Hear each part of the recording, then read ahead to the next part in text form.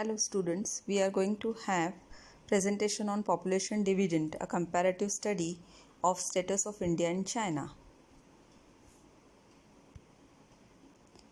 Population dividend is always created because of increasing working age people in the total population. Population can be mean as well as end of all the economic activities. The objective of this study is to compare the demographic dividend of China and India on the basis of criteria like child dependency, age dependency, female labor force participation, saving rates and quality of population in terms of health and education. This is the data related to the population of China and India. These are the demographic features of China. This is the graph which is made up of that.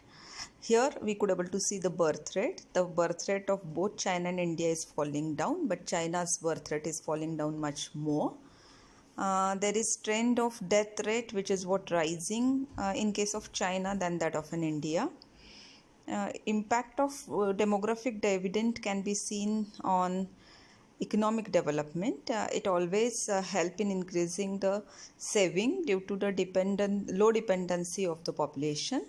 High female workforce participation is also observed, and the quality of the population will also improve. The dependency ratio will also fall down, and therefore the countries could able to enjoy demographic window. This is the demographic window for world, Asia, China and India, and we could able to have in India this demographic window from 2010 to 2050. China is also having the same. The youth dependence in China was 67%, India is having 85%, and old age dependent are less in India than China, that is 15%. This is dependence graph for India and China. Comparative position of India and China can be seen over here pertaining to demographic dividend.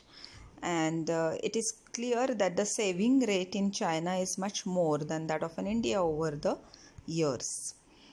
Sectoral composition of saving rate can explain that the household sector, corporate sector and public sector are contributing to the GDP of the China, and it is the household sector which contributes more. However, there are certain reasons for increasing household savings as the population increases. Then job uncertainty is also causing certain restructuring of the household savings. Then it is precautionary saving due to lack of safety net and precautionary corporate savings, since the government is not taking initiative to provide the safeguard to the people of the country. It is the people who are taking care of themselves and therefore increasing the savings. This is the sectoral composition of savings in India. Household component is comparatively less, corporate is more. There are certain factors which are showing the increase in the household, you can say, savings.